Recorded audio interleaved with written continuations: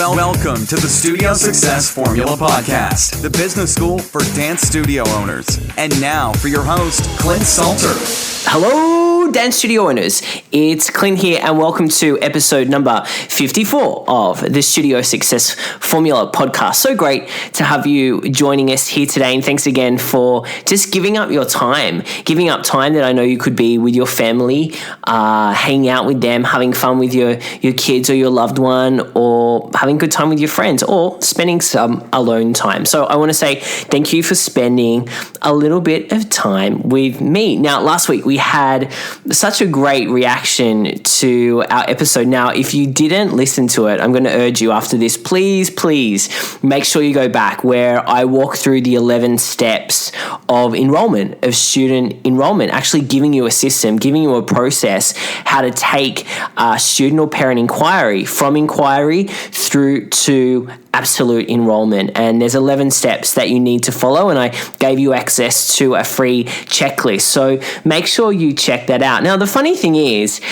that I received lots of emails and Facebook messages about the checklist, but so many people were saying to me, Clint, this is a great checklist, but my problem is actually bringing more students in the door, actually attracting them, which is our marketing plan, right? So what I decided to do is I'm putting on a free training, an online workshop, and I'm going to share with you the 6 ways you can grow your studio in January. And it's around enrollments, generating new enrollments. And I would love for you to join me on that free workshop. Now, if you're interested in that, you just need to text the word Studio Growth, STUDIOGROWTH, Studio Growth to 44222, and we'll get you signed up for that online training. Now, the one that you're signing up for is going to be on Sunday the 17th or Monday the 18th of January, depending on where you are in the world. So register for it and receive the details, and I can't wait to see you there. It's going to be a super exciting workshop, and it's a workshop for those people that really want to grow their business in the month of January. So just to give you a quick kind of summary is what I'm going to cover. I'm going to cover the 2-step process for systemizing your year-round student attraction plan. So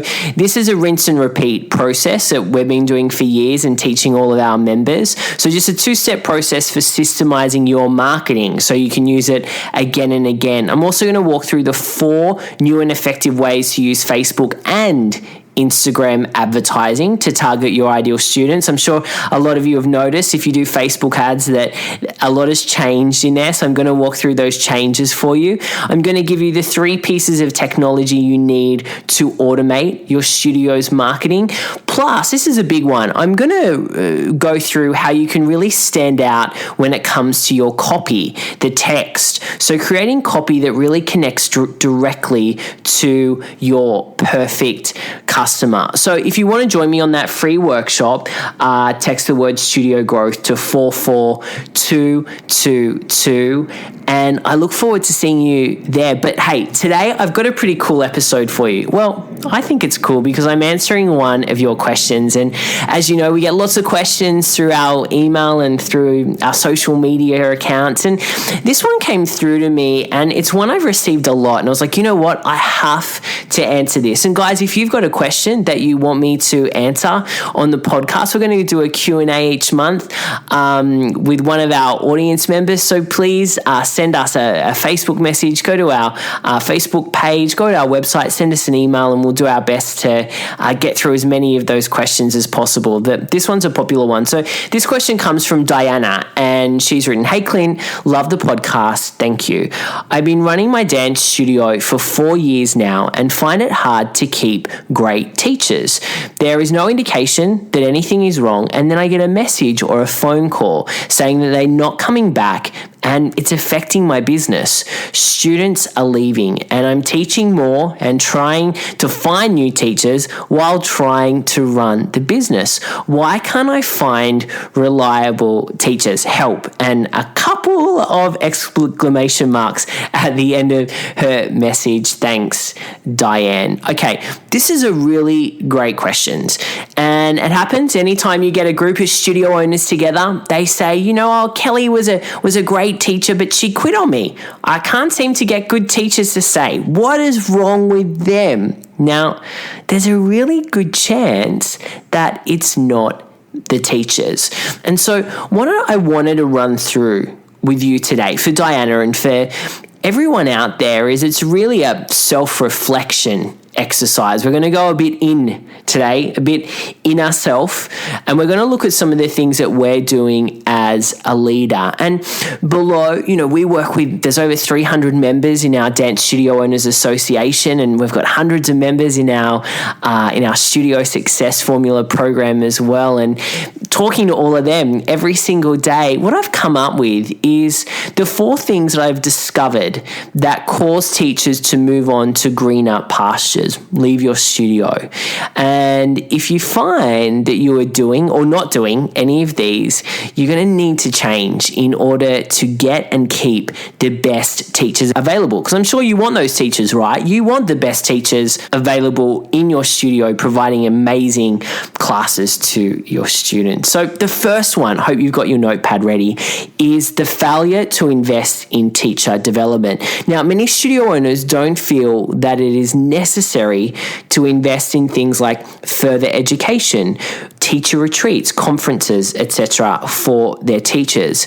Others feel that it's the responsibility of the teachers to do those things without any reimbursements. Now, sure, we want teachers that are going to go and do dance classes, but when it comes to them being our employee or our staff member, we want to be doing things for them during the year that is then going to filter down into the students and increase our retention and bring in more students and raise the profile of the studio. And investing in these things certainly does. Your teachers deserve to be invested in as much as new flooring that you're putting down on the studio or a new acquisition marketing campaign.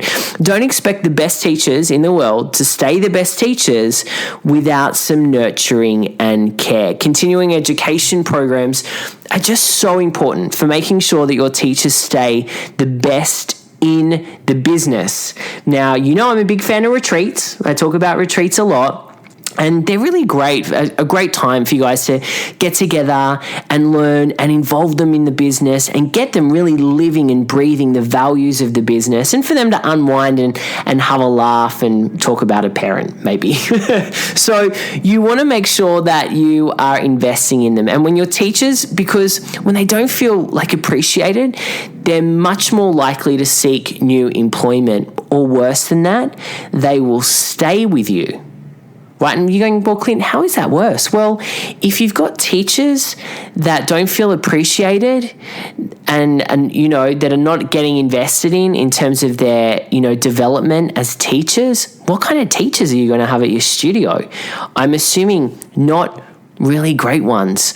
The second point I want to make is putting a leash on teachers' creativity. So forcing your teachers into a box that prevents their creativity can cause you to lose them very, very quickly. Now, dance is art, and artists don't like to be forced to live by someone else's vision. So let your teachers spread their creative wings and create art. They're going to be much happier overall. Now, this doesn't mean, though, that you can't collaborate on pieces, but allowing artists to create will make a much happier environment for everyone.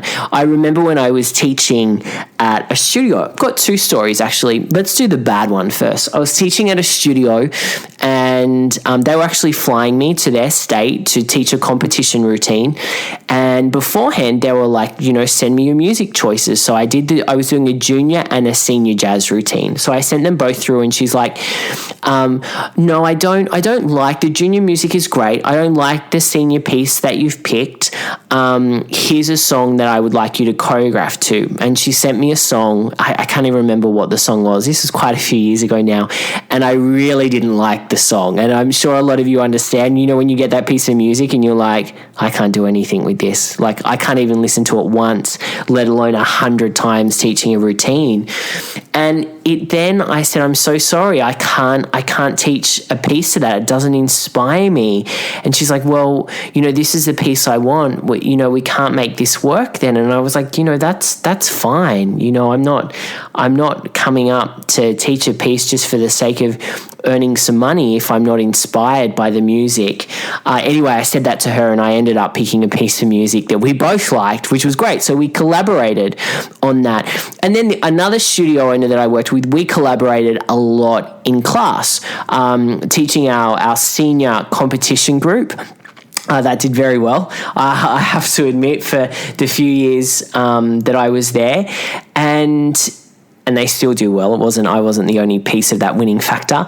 But we collaborated a lot on everything, on formations, on choreography, on music, on everything. And it was an amazing, fulfilling relationship. So don't think that you can't be involved, but don't kind of dictate to them what they can and can't do. Yes, set expectations, but create a beautiful, collaborative and creative environment for them so they can really thrive as a teacher. I mean, that's why you've brought them in, to be the best teacher and choreographer that they can be. All right, let's move on to number 3, and that's avoiding touchy conversations. This is a big one, guys, and we have all been there as studio owners. And we've all been in that position when we've been a teacher working for a studio owner.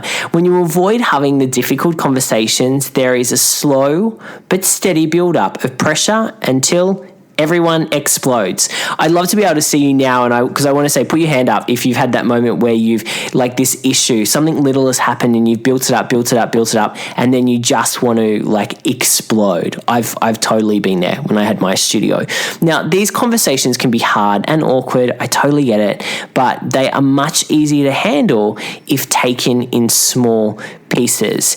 It's much simpler to talk about one uncomfortable issue than to wait, for 3, 20 things, 40 things that you've got to deal with. So waiting for those conversations will lead to a very angry teacher and an opening in your team, which could lead you to having to fill in classes and potentially lose students, which is what I talked about before. So have those difficult conversations up front. If something's bothering you, don't ask everyone else about it. Don't ask your husband or your wife or, another teacher or your office staff member. Have the conversation. Go up to them and say, hey, look, I noticed this happened in class, or I noticed that you were late to class today, and I just wanted to check in. Is everything okay with you? Yeah, okay, cool.